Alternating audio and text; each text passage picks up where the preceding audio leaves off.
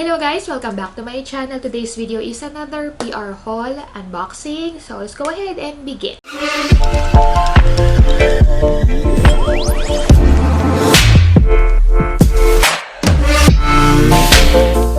So as you can see, nakatapos ko lang mag-film ng isang makeup tutorial for Instagram. And sa mga curious, ang ginamit kong palette is itong Morphe 24A Artist Pass. Kasama to sa haul natin mamaya. Pero so far, in fairness, maganda yung palette na to. Very colorful siya. Hindi siya para sa mga faint of heart. Pero so far, nakagawa naman ako ng makeup look na nagustuhan ko.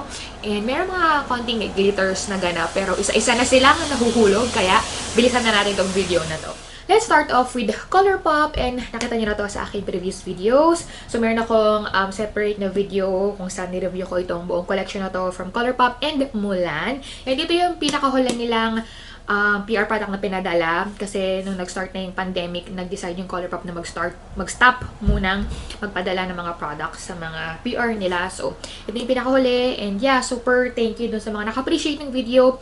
Let me know kung gusto niyo pa makita ng mga ganong dedicated na review dito sa YouTube. So, yeah. Next guys is from Morphe, and ito yung last month nila na Glam Fam na package. And, hindi ko alam kung nasama ko na to sa aking previous na haul. Pero ang laman nito is Jaclyn Hill Favorites. Napicturean ko na to sa aking Instagram account. So, nagpadala sila ng isa pang Jaclyn Hill Volume 2 na eyeshadow palette. And, ito na yung pangatlo kong eyeshadow palette na to. Yung isa pinag-giveaway ko, and then meron akong isa binili para sa akin. And then meron pa ako isa na bigay ng Morphe. So, nakagawa na ako ng tutorials using this palette. And, kung gusto niyo pa makita ng wearable na look using this palette, pero meron pa silang isang package na pinadala, and this is for the month of, I think, April na tong box na to. So guys, ito yung pangalawang box na pinadala ng Morphe, and sabi ko nga, ito yung ginamit kong eyeshadow ngayon. Actually, mga products na ginamit ko ngayon, halos Morphe and Benefit Cosmetics. So ito yung eyeshadow palette, and matchy-matchy sila ng aking outfit and eyes.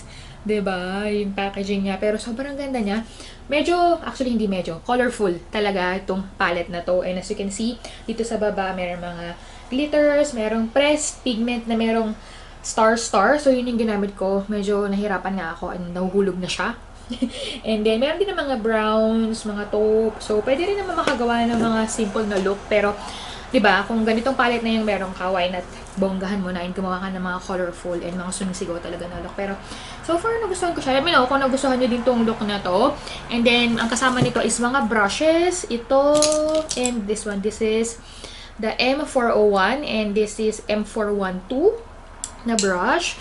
And then, meron kasamang concealer. White na concealer pang cut crease. So, yun yung ginamit ko din sa tutorial na to or sa look na to. And itong highlighter, yun yung gamit ko ngayon. Diba? Para siyang wet look na highlight. Diba? And this is in the shade Spark. Ayan. So, kung hindi nyo alam, meron akong discount code sa Morphe. So, ililink ko dito. Ayan. GlamFam421. So, every time na gagamitin nyo yung link na yan, meron kayong $5 off yata sa inyong purchase. Wala ako nakuha ang commission dito sa Morphe, pero every time naman na nagpapadala sila, parang feeling ko, yun na yung pinaka-package na sa akin. Same with ColourPop. Meron akong coupon code sa ColourPop, pero wala rin ako nakuha ang commission doon. Talagang yung product lang talaga yung nakuha akong commission doon. Yun lang. Wala nang kahit na ano. Next guys is from Good Molecules, and ito yung bago nilang product. This is the Pineapple Exfoliating Powder. Nagamit ko na to and I love it. Ito is kakaiba siya. Hindi siya kagaya ng mga ibang exfoliating or exfoliator na na-try niyo before. In a powder form siya. So, lalagay mo sa kamay mo, babasahin mo ng konti para maging paste siya. Tapos saka mo i-rub sa face mo, and then maghintay ka na ilang minuto, and then pwede mo nang i-wash off, and then sobrang kinis ng face mo afterwards. Maganda nag-exfoliate ka din once in a while. Ako dahil araw-araw akong nagmi-makeup.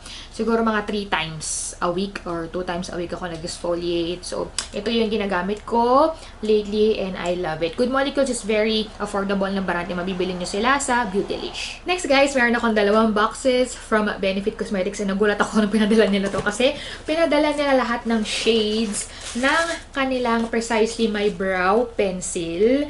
So, yung iba dito na ipamigay ko na, pero ang gamit ko ngayon is shade number 4.5 Neutral Deep Brown kasi nga black na yung hair ko. And yung isang box naman is lahat ng shades ng kanilang Give Me Brows na brow mascara. So, ayan. So, I might include this sa aking upcoming na giveaway. By the way, speaking of my giveaway, nakasarado yung LBC ngayon dito sa California. So, wala akong way para maipadala yung giveaway sa mga, yung mga winner, yung mga prizes dun sa mga giveaway winner. So, sorry. Pero once na makabalik na tayo lahat sa normal, ayun, mag-start ulit tayo sa giveaway. And, papadala ko na yung mga prices ng mga nanalo. Next guys is itong box na to, and this is from Pearlies. Itong brand na to matagal na silang kilala, lalo na kung nag-attend kayo ng mga makeup convention or beauty convention kasi laging nandun sila, meron silang palaging booth. So itong brand na to is a skincare brand. So napadala sila nitong watermelon energizing 2-minute polishing peel. And then, itong makeup remover wipes. Feeling ko magagamit ko yan. And merong kasamang makeup products from the brand Real Her. And same din to, kung nag-a-attend kayo ng mga beauty conventions, may kita nyo itong brand na to, Real Her. Napadala sila ng liquid eyeliner. This is a lip gloss. And ito naman is a mascara. Next guys is itong malaking box na to. And this is from Drunk Elephant. So meron silang mga skincare product na yon. Meron silang mga shampoo and all. Pero kung nakita niyo aking stories, nakita niyo na rin tong mga ito. Although hindi ko pa lahat na ipapakita. So maliban sa shampoo, conditioner, and detangler na spray na ginagamit ko na ever since pinadala nila, maganda siya. Pero itong mga nandito, hindi ko pa natatry. So, pakita ko sa inyo kung ano pa yung mga ibang nilabas sila na bagong product. So, first is itong Sweet PT Deodorant. May deodorant na rin sila. And then, merong body lotion. Hindi ko pa natatry itong mga to. Next is body cleanser. Meron din scalp scrub. Ooh! Feeling ko gusto ko yan. And ito naman is a dry brushing. Dry brush? Dry brush? Sa katawan o sa ulo? Hindi ko alam, pero yan. And then last is itong hair tie. So nagamit ko na yung shampoo, conditioner, and yung hairspray. And so far nagustuhan ko sila. And then ayun, merong mga brochure na kasama. And yun, ang ganda ng products ng Drunk Elephant. If hindi kayo nanonood ng vlog ko, simula nung nag-start ako, ano ba yun? April, I think bago end of March nag-start akong gumamit ng products from Drunk Elephant, and ang laki ng naging improvement ng aking face. Basta subaybayan niyo yung aking vlog channel para makita niyo yung progress ng aking face, kasi kung maalala niyo sobrang dami kong pimples and dark spots, pero ngayon unti-unti na silang nawawala, and thanks to Drunk Elephant. So ayun, I guess that's it for my PR and unboxing haul. Kung meron pang dadagdag, siguro ilalagay ko na lang sa next video. Sorry kung halo-halo, kasi yung mga ibang products nagamit ko na, ibang products na tago ko na, ibang products na pamigay ko na. So sorry kung labo-labo tong video na to. Pero thanks for watching guys, and yeah, like mo na kung meron kayong request for my next video. Thank you for watching. I'll see you on my next video.